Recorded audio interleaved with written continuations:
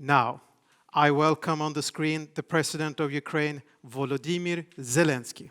Your Majesties, ladies and gentlemen, dear friends, I'm grateful for your attention to Ukraine and our people, and for your crucial support in our fight for freedom. This battle lasts for centuries, sometimes flaring up in fierce confrontations, and at other times pausing as if freezing only to ignite again later. This battle is not between nations or ideologies, but represents a struggle between two sides of the human soul, one that respects life and sees others as equals, and the other that only respects itself, taking others as threats. Every continent and era have suffered from the outbreaks of this battle. Sometimes life prevailed. In other times, a disrespect for all the living was above. Exhaustion from losses has sparked a dream of internal peace, prompting nations to learn how to extend periods of peace. Some have succeeded, while others have simply been unlucky with their neighbors.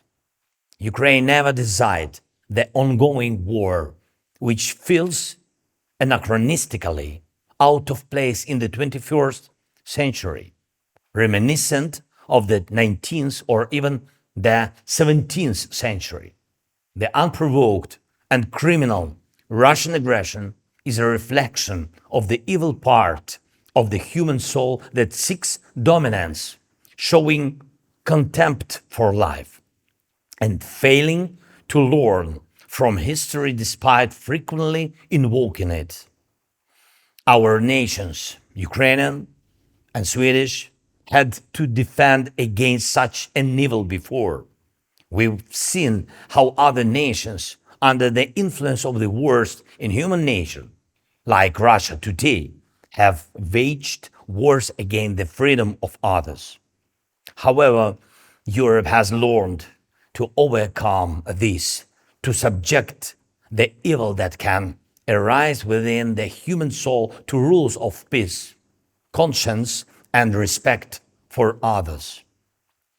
Europe has learned to build peace, and we must preserve this experience, the architecture of cooperation in Europe and the Atlantic space that works for our collective security.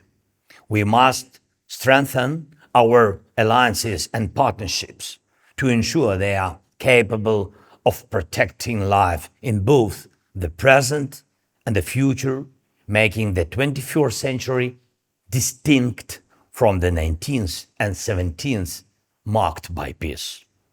A reliable, lasting peace that no revanchist can destroy. Dear Sweden, it depends on us what life will be like, how history will be remembered, and what history books and exhibitions will speak in the times of our children and their children. Will it be a life of respect and serenity, or Europe bleeding again because of the sick ambitions of some evil soul? We must teach Russia to respect others and force it to seek a path to peace. It is possible. Remember, history marks not those who had it easy and surrendered, but those who faced difficulties and still withstood. Together, Ukrainians and Swedes have a common history for over 1,000 years, preserving our culture and way of life, learning to value peace.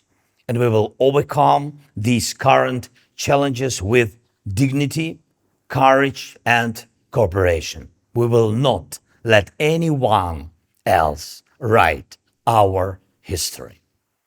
Thank you, Sweden. Slava Ukraini!